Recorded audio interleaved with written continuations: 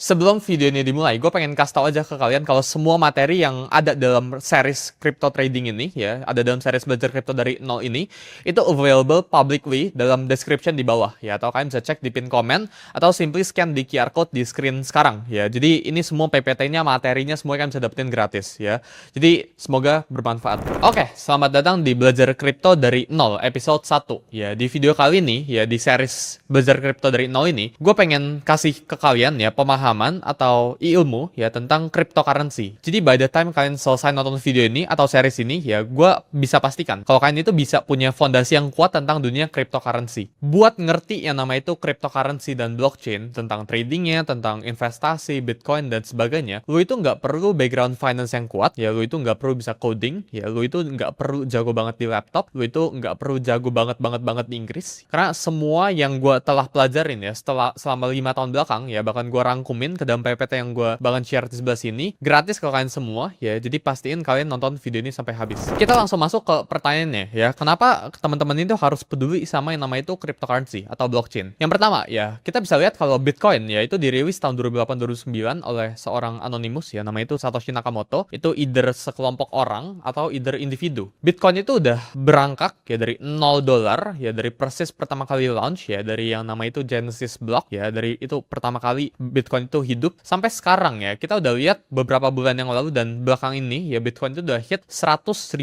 per satu Bitcoin. Dan Bitcoin ini hit 1 miliar, ya 1,5 miliar ya per satu kepingnya. Ini kurang lebih dalam 15 tahun ya, nggak nyampe 2 dekade. Yang kedua ya, kita juga bisa lihat kalau jumlah adopsi orang ya di dunia ini ya tentang cryptocurrency ini masih sedikit ya. Jumlah orang yang mudah masuk ke cryptocurrency ya, per hari ini video ini di shoot itu kurang lebih di 600 jutaan orang ya. Jadi ini datanya tuh 560 jutaan. Buat referensi ya, itu palingan kali duanya dari Indonesia ya. Indonesia per hari ini itu kurang lebih 20-30 juta investor atau trader di cryptocurrency. Dan gue percaya angka 580 juta ini, ya ini kedepannya bakalan berkali-kali lipat ya. Kita bakalan lihat mungkin di ribuan juta ya. Kita bakalan mungkin lihat di 5 kali atau 6 kali dari angka sekarang ya. Jadi gue percaya ya kedepannya semua ekosistem digital ya, semua pembayaran digital atau semua aset digital, digitalisasi itu bakalan terjadi kedepannya gitu ya. Jadi alasan kedua ya kenapa teman-teman itu harus peduli tentang cryptocurrency, karena mass adoption-nya itu udah terlalu tinggi ya. Dan menurut gue dalam beberapa tahun ke depan ya, kita bakalan lihat Bitcoin itu trading di angka beberapa ratus ribu dolar lagi, dan kita bakal lihat adopsi yang sangat-sangat tinggi ya. Bahkan dari kita lihat US government ya, pemerintah Amerika Serikat Trump itu sangat-sangat pro Bitcoin ya. Dan kalau kita lihat ya, ketika US ya itu udah pro sama Bitcoin, maka negara-negara lain ya itu bakalan ikutan pro sama Bitcoin juga ya. China itu awalnya itu ngeban Bitcoin ya, tapi kalau kita lihat belakangan ini mungkin aja beberapa tahun ke depan negara tersebut bakalan mulai ngelepas ban ya. Karena kita bisa lihat ya, Bitcoin itu atau cryptocurrency atau blockchain itu bukan lagi semena-mena jadi isu ya, bukan lagi semena-mena jadi black market. Mungkin teman-teman itu belum merasakan ya manfaat dari punya blockchain atau punya cryptocurrency. Tapi ketika teman-teman ini punya duit misal 100 juta, terus lu pengen 100 juta ini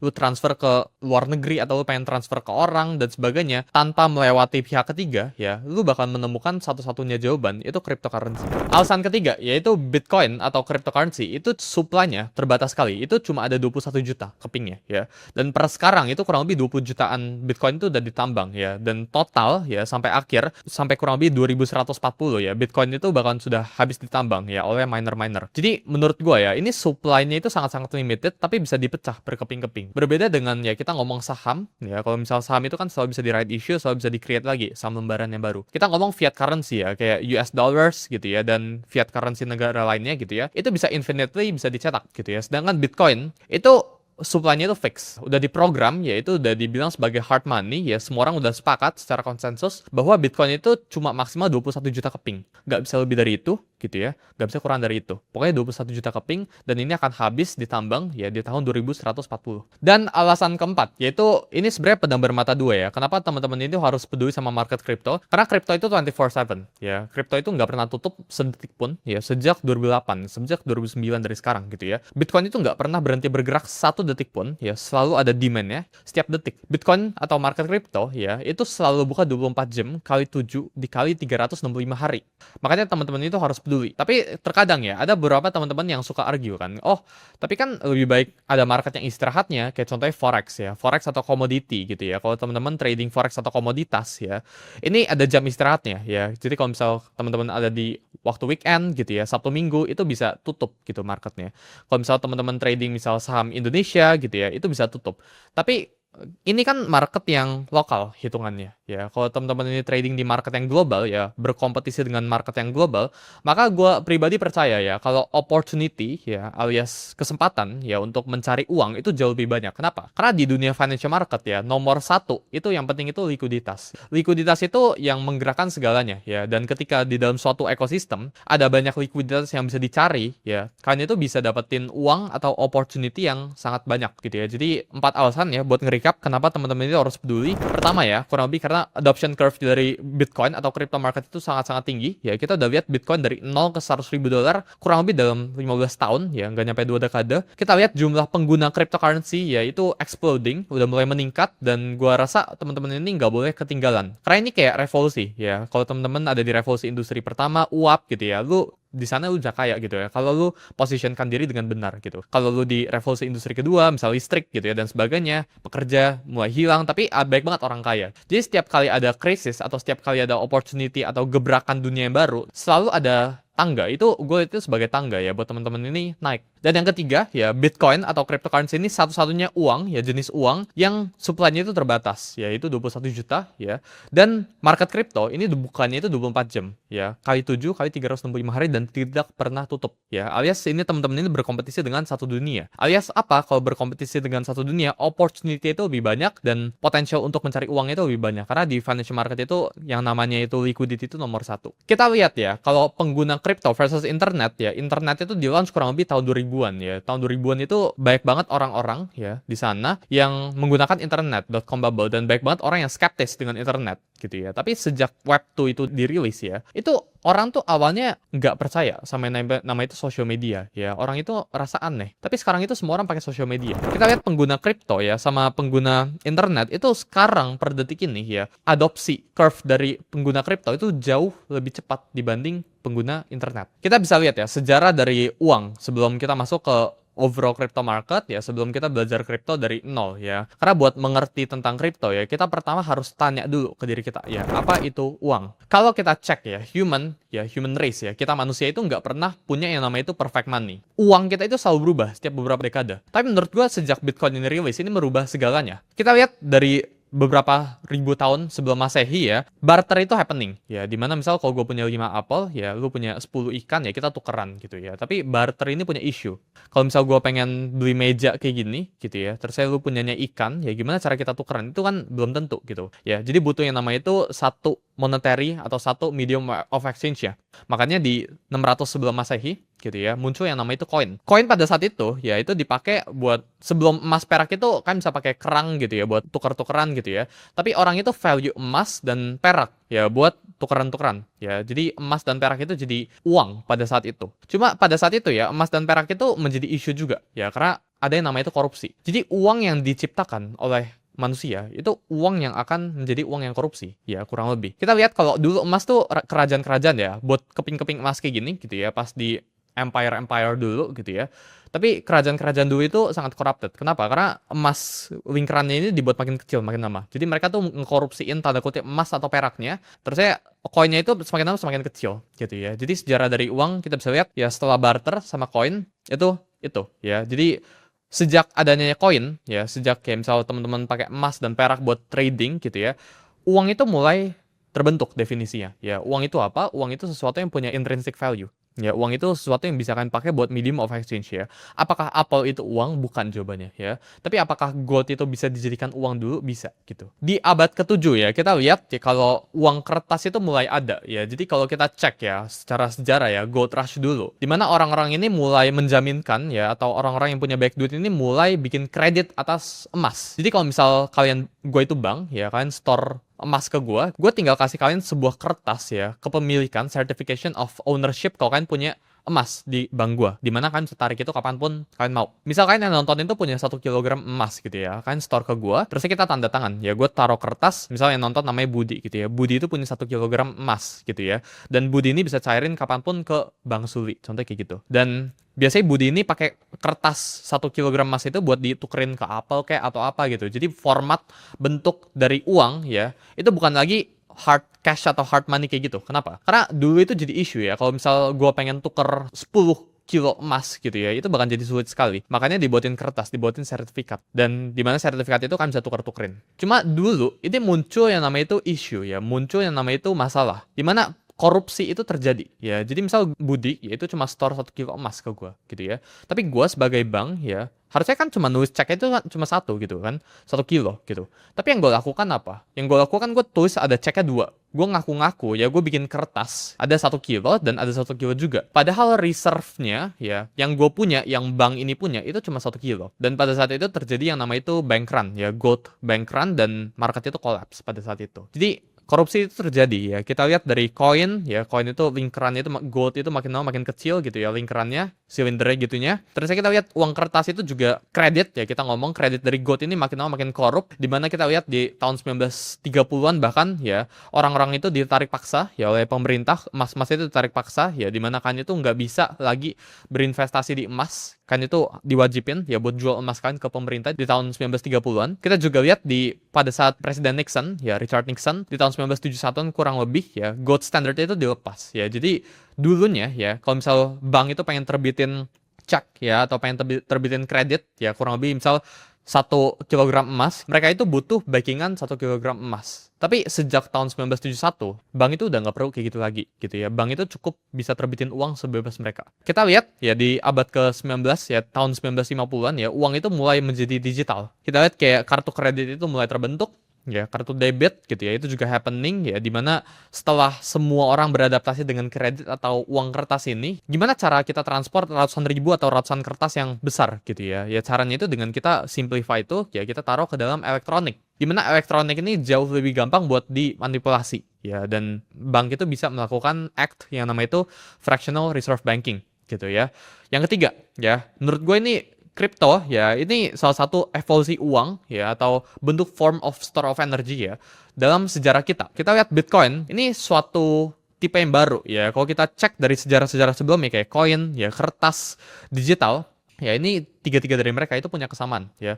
Yaitu punya middleman ya, mereka itu punya orang ketiganya ya, mereka itu punya pemerintahannya. Sedangkan gue lihat Bitcoin ini berbeda ya. Bitcoin ini nggak punya yang namanya itu third party-nya ya, alias kita ngomong kalau ada third party-nya ya itu sifatnya decentral ya, decentralized gitu. Tapi sedangkan kalau Bitcoin ini decentralized ya, jadi ini pertama kalinya dalam sejarah ya gue bisa kirim duit ke lo ya tanpa ada pihak ketiganya ya. Gue bisa kirim sesuatu ke lo ya tanpa ada orang ketiga, atau tanpa perlu melewati orang ketiganya, atau tanpa perlu melewati bank-bank di luar, contohnya kayak gitu. Ini pertama kalinya dalam sejarah ya gue bisa kirimin 1 Bitcoin, gue bisa kirimin uang ya ke orang di Singapura di luar sana tanpa melewati perantara ketiga. Ya, ini tahun 2008-2009 ya, dimana cryptocurrency atau Bitcoin ini tercipta. Sebenarnya kalau teman-teman backtrack sebelumnya ya, ketika Nixon itu cabut ya dengan uang kertas itu sekarang sebenarnya backingannya itu oil ya. Teman-teman bisa Google yang namanya itu petrodollar ya, dimana sekarang semua orang ya yang ingin akses oil itu harus yang namanya itu tuker oil mereka buat USD ya. Jadi mereka itu terpaksa buat beli USD, dan US dollar itu terpaksa menjadi value, terpaksa menjadi ada nilainya. Jadi ini sejarah dari uang ya. Kalau kita cek dari barter sampai digital ya, ini semua sistem keuangan itu ada korupsinya ya, ada corruptednya. Kenapa? Karena manusia yang menciptakan sistemnya ya. Ada orang yang berkuasa, dan kekuasaan itu zero sum sifatnya gitu. Sedangkan crypto market ini sifatnya ini decentral ya, nggak ada pihak yang berkuasa. Ini consensus network kita sebutnya ya. Ini dimana harus mayoritas orang ya yang menjalankan network itu yang sepakat ya buat melakukan perubahan, baru perubahan itu terjadi ya. Jadi perubahan itu nggak bisa terjadi karena 1 atau 2 orang yang pengen berubah aja. Kita lihat ya, masalah dari sistem keuangan di tradisional ya, menurut gua ada beberapa. Kalau kita cek ya di sekarang di fiat currency, itu yang pertama itu inflasi. Ini teman-teman mungkin tahu hal terbaik ya buat tanya, misal gue sekarang ada duit 100 miliar. Gimana caranya? Ini sekarang tahun 2026, ya gue transfer 100 miliar ini 100 tahun ke depan tanpa kehilangan value 100 miliar ini. Jadi sekarang ya tahun 2026, ya gue punya 100 miliar, purchasing power gue tetap 100 miliar ya, kemampuan gue buat beli, misal 100 miliar sekarang itu bisa dibeli buat 10 mobil gitu ya, 10 Alphard, contoh kayak gitu. Nanti 2126, gue juga pengen punya 100 miliar, dan 100 miliarnya ini bisa juga gue pakai buat beli 10 Alphard, jadi sama value-nya gitu ya.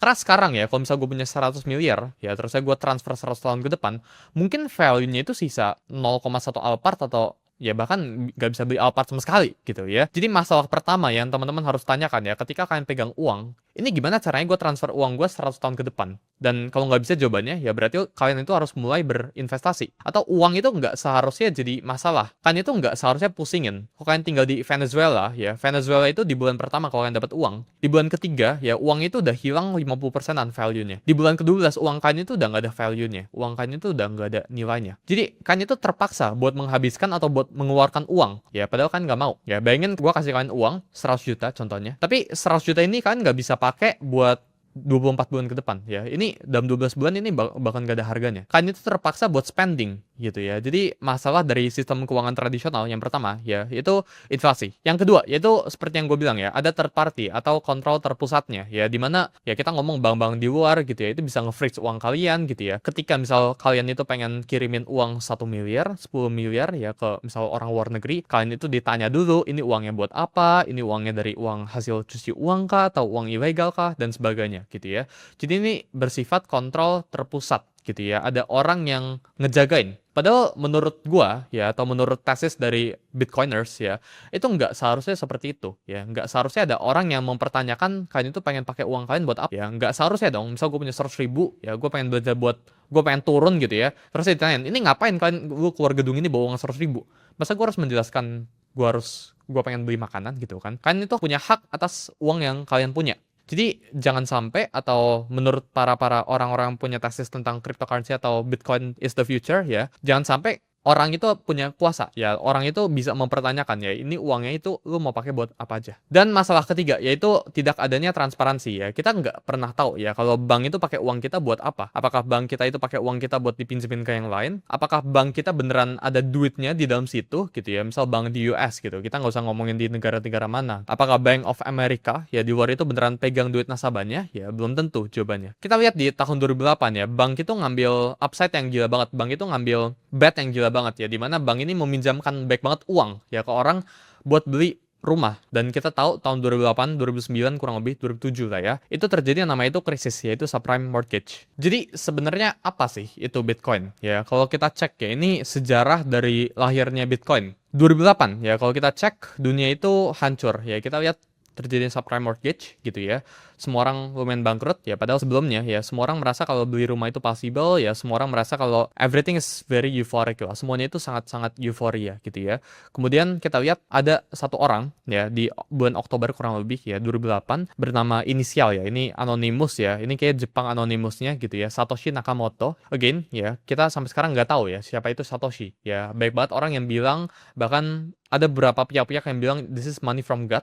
Ya, ini uang dari Tuhan gitu ya. Ada yang bilang ini AI ya, dari masa depan yang kembali ke masa lalu buat bikin uang yang perfect ya, perfect money. Tapi kita nggak tahu sampai per detik ini apakah Satoshi Nakamoto ini satu orang aja, apakah Satoshi Nakamoto ini sekelompok orang, kita nggak tahu. Kita bisa lihat ya, Satoshi Nakamoto ya, sekelompok atau alias name ini itu rilis di internet ya 9 halaman dokumen tentang Bitcoin white paper namanya. Ya, kalian bisa cek, kalian bisa Google aja Bitcoin white paper, terus kalian baca peer to peer electronic cash system. Kita bisa lihat ya, kemudian orang-orang itu mulai implementasi ya tentang Bitcoin white paper ini. Tepat pada 3 Januari ya 2009 ya, Genesis block atau blok pertama di Bitcoin ya, akhirnya ada orang pertama yang menambang Bitcoin. Dan pada saat itu ya, blok pertama yang di-mine ya, orang itu bisa mendapatkan reward yaitu 50 Bitcoin. Gimana cara orang itu bisa nambang Bitcoin ya? Dengan computing power ya, dengan menggunakan listrik. Jadi kalau ditanya apa value dari Bitcoin ya, karena Bitcoin itu kan susah banget buat nyarinya. Konsensus dari satu dunia ini setuju ya kalau Bitcoin itu punya value. Kenapa? Karena buat mendapatkan satu Bitcoin, kalian perlu mengeluarkan atau perlu menyelesaikan solve atau problem matematika yang sangat sulit menggunakan matematika, menggunakan engine gitu ya. Dan kan di reward dari networknya ya. Pertama kali ya di Genesis blocknya, setiap 4 tahun ya kita tahu Ada yang namanya itu halving cycle gitu ya, di mana reward-nya itu dipotong setengah ya. Jadi di 2009 kurang lebih 2008 itu reward-nya itu 50 Bitcoin per satu blok. Satu blok itu kurang lebih 10 menit buat ditambang ya. Ada yang bisa 9 menit, ada yang bisa 11 menit gitu ya. Kemudian 4 tahun setelah itu ya, di 2013 2014 gitu ya, terjadi yang nama itu Bitcoin halving. Di mana reward-nya itu kepotong jadi setengah ya, dari 50 Bitcoin jadi 25 Bitcoin. Terusnya 25 Bitcoin kepotong lagi jadi setengah jadi 12,5, kepotong lagi jadi setengah 6, kepotong lagi 3, dan seterusnya. Ya ini bakalan berlanjut sampai 2140 di mana seluruh supply dari Bitcoin itu bakalan hilang, bakalan udah habis buat ditabang. Terus kita juga bisa lihat ya di timeline ya kalau pada tanggal 22 Mei ya 2010 ya, ini pertama kalinya ya Bitcoin ini digunakan sebagai value transaction ya buat real world. Mungkin teman-teman yang di trading 2015-an dan sebagainya itu pakai Bitcoin buat misal trading CSGO skin dan sebagainya, itu juga ada. Cuma kita bisa lihat ya di tahun 2010 ya terjadi yang nama itu Bitcoin Pizza Day, di mana orang itu tukar 10.000 Bitcoin buat 2 loyang pizza ya, dan itu transaksi pertama di mana Bitcoin ini ada value, dan ini $41 pada saat itu kalau teman-teman cek hitungannya ya buat beli 2 pizza. Kalau teman-teman konversi ya 10.000 Bitcoin sekarang ini udah ratusan juta dolar ya. Jadi ini kurang lebih timeline ya dari Bitcoin, dari cryptocurrency. Konsep kunci dari Bitcoin ya, kalau teman-teman cek ya, ada 3 ya yang gue jelasin tadi. Yang pertama itu supply-nya itu terbatas ya. Again, seluruh dari networknya itu sepakat ya kalau kita itu punya 21 juta Bitcoin aja. Kalau ada satu orang tiba-tiba pengen ngerubah ya, jadi kan ini kan per blok kan. Ya Bitcoin itu kan dikunci sama yang namanya itu waktu. Kalau ada satu orang, misal gue pengen iseng nih, gue pengen ubah deh supply Bitcoin jadi 210 juta, bisa gak? Bisa jawabannya ya. Tapi gimana caranya? Gue harus mining dari blok 1, dari Genesis block gue harus ganti satu-satu. Karena Genesis block kan ini tulis. Jadi misal ini kayak ledger sistemnya. Ini kayak pencatatan Google Docs online kita ngomong ya, blockchain tuh. Jadi blok 1, blok 2, blok 3, blok 4, blok 5. Contohnya ada 5 blok kayak gitu. Kalau misal gue pengen menggantikan supply dari Bitcoin, ya gue harus gantiin dari blok 1 dulu. Jadi blok 1 gue harus tulis ulang. Bitcoin tuh supply-nya 21, Bitcoin tuh supply 210 juta. Terus gue tulis lagi di blok 2, gue tulis lagi di blok 3, gue tulis lagi di blok 4 dan seterusnya. Tapi ini nggak possible. Kenapa? Karena ada baik banget miners yang ngecekin transactionnya. Dimana kalau misal gue bikin docs nih, ya misal gue bikin docs, gue ngetik hurufnya, terus gue kasih ke lo, ya gue distribusikan ke seluruh dunia ini, tiba-tiba ada satu orang ambil salinan docsnya, terus ganti sesuatu, upload lagi ke networknya, itu gak bakalan sama. Kalau misalnya di dalam docs, Google Docs ini ya, gue tulis angka 100, kalian semua tulisnya angka 100 juga gitu ya di satu dunia ini. Tapi ketika ada satu orang iseng gitu ya, misal edit ya angka 100 jadi 101 gitu ya, terus saya submit ke networknya, ini gak bakalan match sama satu networknya, dan network semuanya ini bakal lihat, oh ini aneh, ini anomali, dan kita bakal tolak. Jadi supply dari Bitcoin itu terbatas, itu 21 juta ya, dan tidak bisa ditambah. Dan semakin langka ya, semakin lama itu semakin bernilai harga dari Bitcoin ini. Berbeda ya kalau kita ngomong dengan fiat currency ya. Fiat currency itu infinite ya. Ini terus-terusan bisa dicetak gitu ya.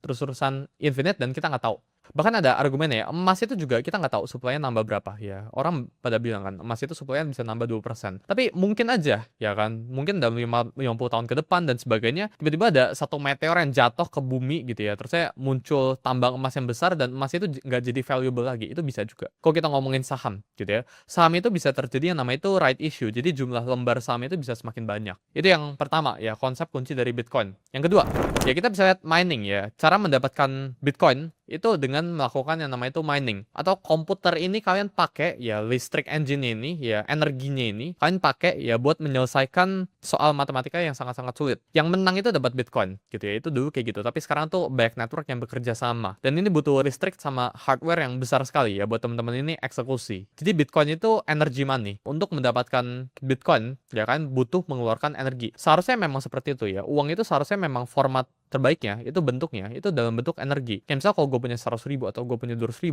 ya, ya baiknya kalau 100.000 ini kan uang energi gitu ya. Gue bisa pakai 100.000 ini buat minta tolong ke orang ambilin barang buat gue gitu ya.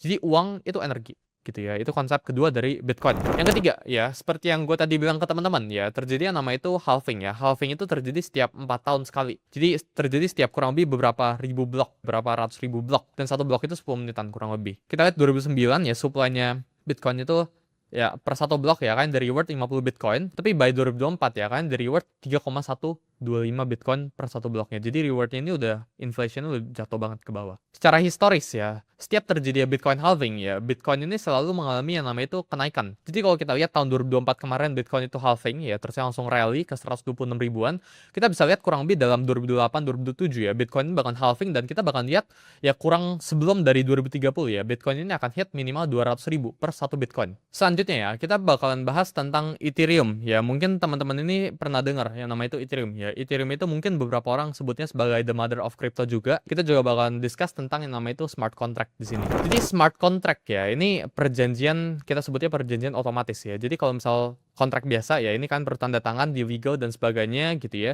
Tapi smart contract ya, ini berjalan dalam blockchain. Jadi kita janjiin itu dalam blockchain. Ini use case itu ada baik banget ya. Jadi kalau misal kita pengen beli tiket konser gitu ya contohnya, ini bisa terjadi juga dalam blockchain gitu ya. Jadi misal kita bisa bayar ya, simply lewat misal blockchain juga, terus saya kirim tiketnya itu langsung kekirim ya ke wallet address blockchain kita, itu juga bisa gitu ya. Dan ini nggak bisa dipalsuin ya, nggak bisa di double ya, karena verifiable lewat blockchain, semua orang bisa cek keasliannya lewat blockchain. Dan kalau kalian pengen resell ya, ini royalty ini itu bisa datang langsung ke artisnya ya. Jadi kalau misal gue pengen resell ya tanpa smart contract ya, artis itu nggak bisa dapat royalty kalau gue diem-diem gitu ya. Tapi kan dengan yang namanya itu smart contract ya, alias kontrak pinter ini semuanya dilakukan secara digital. Jadi udah canggih banget. Dan ini nggak perlu calo atau maklar ya. Kita cukup bareng-bareng aja nulis ya. Kalau hal ini atau kalau syarat ini terjadi, maka ini ke eksekusi gitu ya. Kalau wallet ini terima $10, maka tiket ini kekirim ke wallet si pembeli gitu ya. Dan kita berdua tanda tangan dan simply kita tinggal execute aja ya. Gue kirim $10 gitu ya dan langsung kekirim gitu ya ke wallet si pembeli itu. Itu yang pertama. Kedua, yaitu split bill ya. Kalau teman-teman ini pengen misal seandainya teman-teman ini pesan GrabFood ber-5 gitu ya, smart contract ini bakal langsung tagihannya secara otomatis gitu ya. Jadi kan nggak perlu repot-repot tanya-tanya gitu ya. Ini salah satu use case-nya juga. Dan yang ketiga yaitu freelance payment, kayak yang gue tadi bilang ya. Kita tinggal simply tulis requirement itu apa ya, kondisinya itu apa. Apabila ini terjadi ya, maka gue bakalan yang nama itu langsung kasih duitnya, langsung kasih barangnya. Jadi apabila misal wallet milik Sully ini udah menerima $100 ya, maka langsung kasih laptop ke wallet ini, contohnya kayak gitu. Atau langsung kasih gambar ini ke wallet B gitu ya. Maka ketika $100 ini sudah diterima sama walletnya Sully, maka langsung terjadi, langsung ke eksekusi smart contract-nya gitu ya. Itu yang dimaksud dengan yang namanya itu smart contract. Dan ini diciptakan, ini main driven-nya ya by Ethereum ya, by Ethereum itu foundernya Vitalik. Nah sebenarnya apa sih itu perbedaannya dari Bitcoin sama Ethereum ya? Kalau kita cek Bitcoin itu kita bisa lihatnya sebagai store of value atau emas digital. Sedangkan Ethereum ini bukan buat dipakai buat buy and hold gitu ya. Ethereum ini kita bisa lihat sebagai app store-nya dunia ya, dimana teman-teman ini bisa bikin aplikasi, bisa bikin blockchain ekosistem di dalam landscape dari Ethereum. Kita lihat Bitcoin itu store of value gitu ya, supply itu terbatas ya 21 juta gitu ya, dibuat sama orang pseudonymous gitu ya, Satoshi Nakamoto, dan ini konsensusnya itu proof of work gitu ya, mining gitu sifatnya. Sedangkan Ethereum ya kita bisa cek orang itu bisa bangun sesuatu atas ini ya, jadi kayak app store, orang itu bisa upload aplikasi ke arah sana gitu ya. Fungsi dari Ethereum ya, ini sebagai platform buat smart contract sama decentralized application gitu ya. Jadi orang-orang kalau pengen bikin aplikasi yang desentral sifatnya ya, bikinnya itu bukan di Bitcoin, tapi bikinnya itu di Ethereum. Kalau orang-orang pengen janjian, kayak misal gue tadi bikin surat kayak gitu ya, bikinnya itu bukan di Bitcoin, bikinnya itu di Ethereum. Ini dibuat sama Vitalik Buterin ya 2015. Jadi perbedaannya dari Bitcoin sama Ethereum apa? Bitcoin itu kita nggak tahu siapa yang ciptakan gitu ya, apakah ini grup, apakah ini individu. Sedangkan semua koin lainnya ya selalu ada yang namanya itu timnya, selalu ada yang namanya itu foundernya. Ethereum ini ada foundernya sama ada timnya namanya Ethereum Foundation, di mana Ethereum Foundation ini sering melakukan yang namanya itu penjualan ya atas Ethereum ya buat mendanai seluruh foundationnya. Dan by the way jumlah supply dari Ethereum ini infinite ya, ini tidak terbatas, berbeda dengan Bitcoin di mana ini cuma 21 juta yang bisa dibagi jadi berkeping-keping. Lalu Ethereum ini bisa dijadikan konsensusnya itu sebagai proof of stake, yaitu ini kan proof staking atau kan pro ngebangun sesuatu gitu ya. Singkatnya ya, Bitcoin ini tempat buat kalian store value ya, buat simpan. Bitcoin itu simpan gitu ya. Sedangkan Ethereum itu tempat buat kalian bangun sesuatu atau buat developer ini bangun sesuatu. Ada 4 ya kategori dari cryptocurrency di bawah dari ini semua. Yang pertama itu layer 1 ya. Layer 1 ini apa? Layer 1 ini yang dibangun di jaringan Ethereum ini Contohnya itu kayak Solana, ADA, ya ETH, ya itu layer 1 sifatnya ya. Ini blockchain utama atau layer pertamanya dari blockchain ya. Kayak namanya itu layer 1 gitu kan. Ada juga layer 2 gitu. Blockchain 1 ya atau layer 1 ya ini punya jaringan atau ekosistem yang kita ngomong ya sendirinya ya. Jadi Ethereum kan punya ekosistem sendiri gitu ya. Bitcoin tuh punya ekosistem sendiri, Solana punya ekosistem sendiri dan seterusnya. Dan ini fondasinya dari semuanya ya. Jadi kalau misalnya gue pengen bikin aplikasi, gue bikinnya di layer 1 gitu. Terus ada juga ya jenis coin yang namanya itu stablecoin. Ya, stablecoin ini merupakan sebuah coin ya kalau teman-teman cari di misal aplikasi-aplikasi exchange ya, misal Indodax dan sebagainya. Ini kayak USDT, USDC ya dan sebagainya. Dimana ini $1 ya, ini kayak dolar digitalnya dari cryptocurrency ya. Baik banget kalau teman-teman pengen beli cryptocurrency sekarang ya. Ini perlu tukarnya itu lewat stablecoin. Jadi teman-teman ini bisa ngeburn ya atau bisa tukar ya biasanya lewat P2P atau beli langsung sama tethernya gitu ya. Dimana perusahaan-perusahaan stablecoin ini ya itu terima $1 dari kalian dari luar ya. Jadi real dollarnya di burn ya, ditukar sama digital USDT-nya. Ini ada yang namanya itu stablecoin. Ini dipatok ke USD one on one nilainya. Jadi nggak boleh $1 USD itu 1,1 USDT itu nggak boleh gitu ya. Harus 1:1 nilainya gitu ya. Dan Tether itu yang paling besar per hari ini USDT. Safe haven ini buat ngelindungin profit juga. Jadi teman-teman ini kayak pengen ngehold cash gitu ya, itu bisa di USDT juga. Ini pertama kalinya dalam sejarah teman-teman itu bisa pegang ya dunia atau dolar digital tanpa ada third party-nya, tanpa ada orang yang bisa mengatur ya uang ini kan pengen pakai kemana dan sebagainya. Dan ini yang paling sering orang itu pakai buat trading ya. Orang itu misal trading pengen beli Bitcoin ya pakai belinya itu buat USDT, pengen beli Ethereum pakai USDT, pengen beli Solana pakai USDT. Yang ketiga yaitu DeFi coin ya, DeFi tokens ya. Ini sebutannya itu decentralized finance tokens ya. Ini keuangan tanpa bank ya, di mana teman-teman ini bisa nge-loan ya. Jadi di dalam dunia ekosistem kripto ya, teman-teman ini bisa pinjem, bisa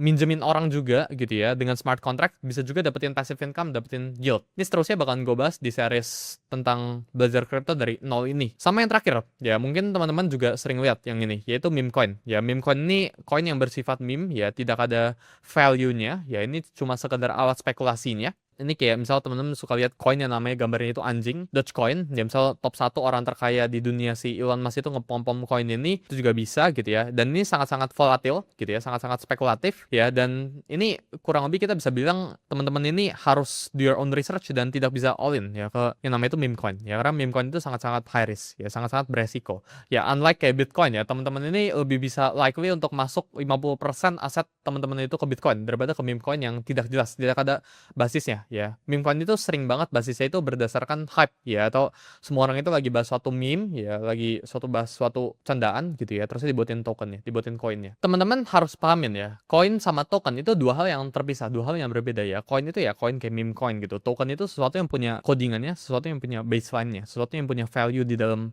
dirinya. Jadi itu tentang 4 jenis token ya, 4 jenis cryptocurrencies yang beredar sekarang. Menurut gue yang paling teman-teman itu harus pelajarin ya itu stablecoin sama other altcoin saja. Kita bakal bahas setelah itu tentang mythbuster dari cryptocurrency ya, fakta dan mitos ya. Mungkin teman-teman itu dengar baik banget orang-orang di luar sana dari headline-headline di Twitter atau orang-orang di YouTube atau bahkan teman-teman terdekat teman-teman gitu ya, kalian gitu. Itu bilang, "Oh, gue untung cepat banget di kripto." gitu ya. Ini duit segini bisa jadi segini, 100.000 bisa jadi 1 juta ya dalam sebulan gitu.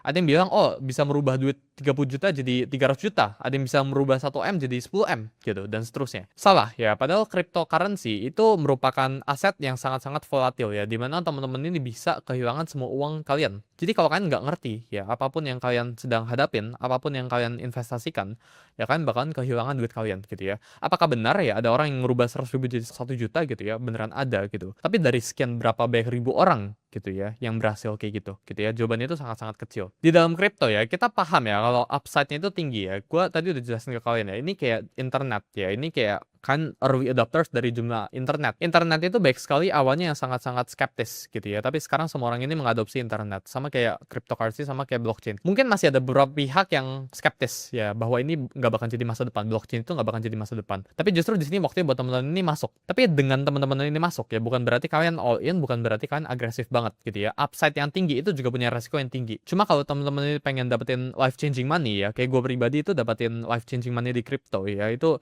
$1 juta besar ya pertama gua di umur ke-18 yaitu dari cryptocurrency. Risk itu selalu berbanding lurus sama reward yang kalian pengen dapetin. Ya, jadi kalau kalian pengen dapetin reward yang tinggi, maka resiko yang kalian telan yaitu juga pasti tinggi. Sedangkan ya yang teman-teman perlu pahamin, ketika kalian lagi ngambilin resiko yang tinggi, belum tentu rewardnya itu setimpal. Jadi more risk ya doesn't always equal to more return. Tapi if you want to get more return, ya you have to always take more risk gitu ya, itu dalam bahasa Inggrisnya gitu ya. Yang kedua yaitu kripto itu ilegal di Indonesia. Jawabannya enggak ya, kripto itu enggak ilegal dan sudah teregulasi ya. Kripto atau Bitcoin itu sudah dianggap sebagai komoditi ya dalam Indonesia, jadi ini udah legal sifatnya, ini udah bukan black market ya, ini udah bukan sesuatu yang tidak diperdagangkan, ini bukan sesuatu yang teman-teman itu harus sembunyi-sembunyian sama pemerintah. Bahkan kalau kalian trading di exchange lokal ya, misal kayak Indodax, Toko Kripto, Reku, Mobi dan sebagainya, ini teman-teman ini udah otomatis bayar pajak ya, karena itu fee-nya itu langsung dapat dibalik sama sale-nya. Yang ketiga yaitu teman-teman itu harus punya jutaan rupiah buat mulai ya. Jawabannya enggak ya, buat teman-teman ini cobain. Mungkin buat cari untung iya ya. Jadi teman-teman ini jangan expect modal kecil jadi besar ya. Cuma buat teman-teman sekedar coba ya, pencet-pencet buy sell dan sebagainya ya. Ini cuma modal 50.000 pun juga bisa gitu ya. Jadi teman-teman ini nggak butuh modal yang besar buat mulai berinvestasi di crypto market ya. Mungkin modal 100.000 pun bisa buat sekedar coba-coba gitu. Dan yang keempat yaitu udah telat masuk crypto ya. Mungkin teman-teman ini ngelihat harga Bitcoin sekarang itu di 60.000, 70.000, 100.000 ya. Kayaknya udah telat ya buat masuk ya. Jawabannya belum. Karena adoption curve itu masih jauh ya. Kayak yang gue tadi bilang di awal-awal ya, masih sedikit banget dari populasi di dunia yang adopsi Bitcoin. Per sekarang ya ini cuma satu negara Eropa ya, 560 jutaan orang kurang lebih ya. Sedangkan Bitcoin itu supply-nya tuh limited, cuma ada 21 juta. Jadi menurut gue masih banyak sekali opportunity yang teman-teman ini bisa cari di dunia market crypto ini. Nah, gimana cara teman-teman ini rancang portfolio teman-teman? Jadi yang pasti, yang pertama kali gue bakalan saranin ke kalian, jangan all in ke alternative coin. Alternative coin itu apa? Itu kayak DeFi coins tadi, meme coin gitu ya dan sebagainya. Tokens atau coin itu jangan pernah di all in, karena pada akhirnya ya 99% cryptocurrencies ya itu bukan mati. Yang hanya akan survive ya in the long run tuh dalam jangka waktu yang panjang itu cuma Bitcoin. Jadi gue sangat-sangat merekomendasikan ya buat teman-teman ini pegang mayoritas dari investasi crypto coin ya.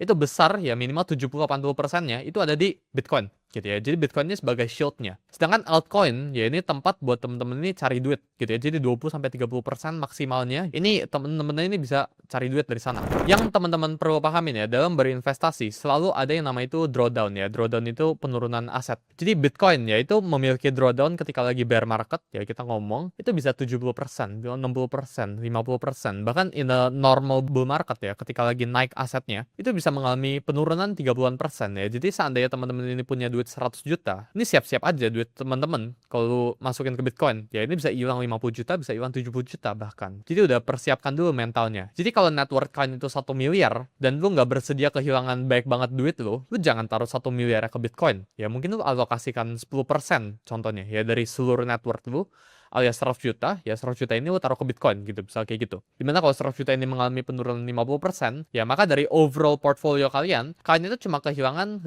ya. Jadi selalu mikirin resikonya terlebih dahulu ya, sebelum mikirin rewardnya ya, sebelum mikirin oh Bitcoin ini bisa naik ke segini gitu ya, ini duit gue dari segini jadi segini gitu ya. Nggak bisa jawabannya ya. Lo harus mikirin dari sisi mentalnya dulu, baru mikirin dari capitalnya dulu. Intinya taruh uang yang lu bisa tidur nyaman ya. Jadi kalau bisa taruh 10% dari aset lu terus lu masih bisa tidur nyaman ya, berarti lu bisa tambahin. Tapi kalau taruh 100% duit lu di Bitcoin, di crypto market, terus lu nggak bisa tidur nyaman, ya berarti kurangin porsinya gitu ya. Itu di Bitcoin. Ya, sedangkan altcoin ini lebih volatil ya. Teman-teman itu maksimal alokasikan 30% itu maksimal banget dari cryptocurrency investment teman-teman. Kenapa?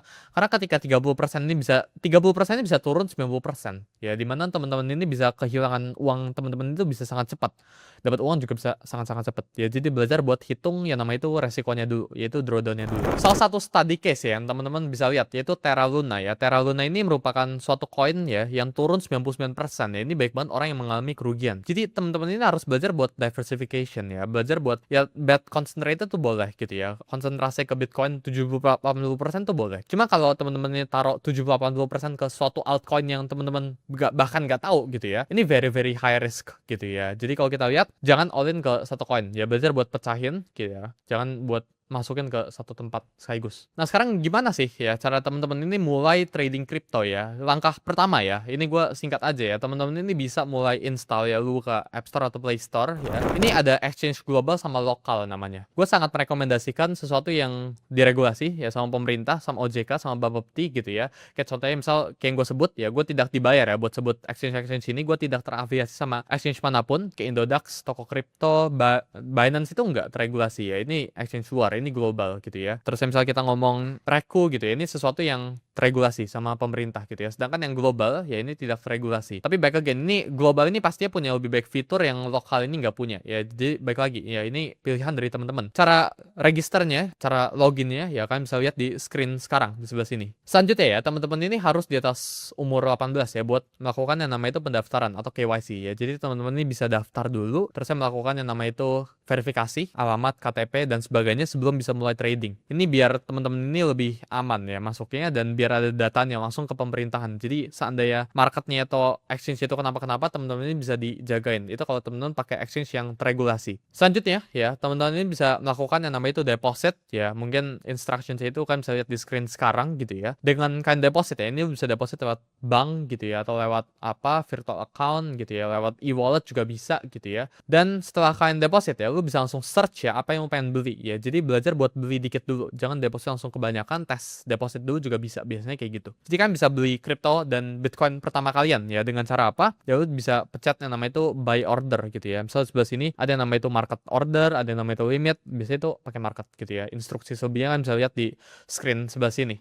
Yang gue pengen titip pesan ke kalian ya, baik banget terjadi yang namanya itu scam ya di dalam industri kripto ini ya. Baik banget orang-orang yang ingin ambil uang kalian ya. Jadi kan pastiin buat amanin aset kalian ya. Dan kan perlu pahamin ya, if it's too good to be true ya, kalau ini terlalu bagus buat menjadi kenyataan, dan it is probably too good to be true. Kalau tiba-tiba ada orang offer kalian di DM IG kalian, oh ini ada 100 Bitcoin gue lagi giveaway, siapa yang mau giveaway 100 Bitcoin gitu ya? If it's too good to be true, dan it is too good to be true. Jadi belajar buat amankan aset kalian ya, dan jangan greedy, jangan tergiur ya sama bodong-bodong, sama scam-scam di luar sana ya. Karena baik banget. Yang sebenarnya common banget itu kalau teman-teman sering terima DM dari IG ya, itu kayak Elon Musk tuh orang tuh ngefoto gitu ya.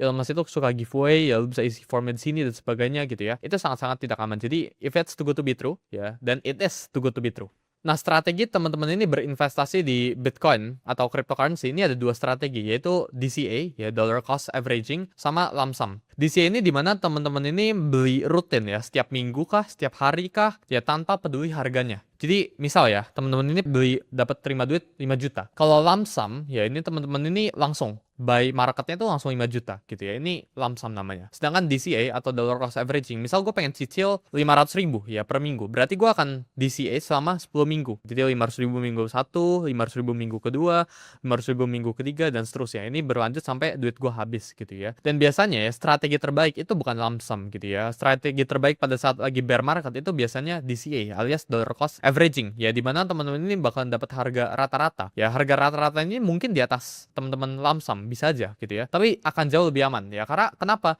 Karena market crypto ya 90% itu sideways, nggak kemana-mana gitu ya. 10% itu baru movement, baru gerak. Dan gue sangat hindari ya sama yang namanya itu lump sum ya, kalau memang kondisi marketnya itu lagi nggak pasti, lagi nggak bagus, unless gue pasti banget sama keadaannya gitu ya. Jadi in most case ya, dalam case-case tertentu ya, dollar cost averaging ya, strategi investasi dollar cost averaging alias dicicil, itu lebih baik daripada kalian langsung punya duit langsung dihantam. Secara historis ya, kalau teman-teman ini berinvestasi di market yang selalu naik arahnya ya, alias Bitcoin ya, kurang lebih kalau kita lihat Bitcoin itu projection ke atas terus gitu ya selama 10 tahun ke depan ya, kita bisa lihat Bitcoin itu dalam mungkin 500 ribu dolar ya per satu kepingnya. Saham ini bisa jadi yang terbaik ya. Ini ada research ya, 65% of the time gitu ya. Tapi kalau teman-teman ini investasi di altcoins ya, ini sangat-sangat tidak bagus buat lump sum gitu ya. Mungkin di sini lebih bagus karena altcoins itu bisa 99% itu mati. Nah, kesalahan yang biasanya pemula ini alamin ya dalam dunia kripto ya, ini ada 4 ya. Yang pertama itu FOMO, beli di pucuk ya. Ini gue sering banget alamin, dan ini mayoritas kesalahan pemula-pemula. Kenapa? Karena ketika mereka ngelihat harga suatu aset itu naik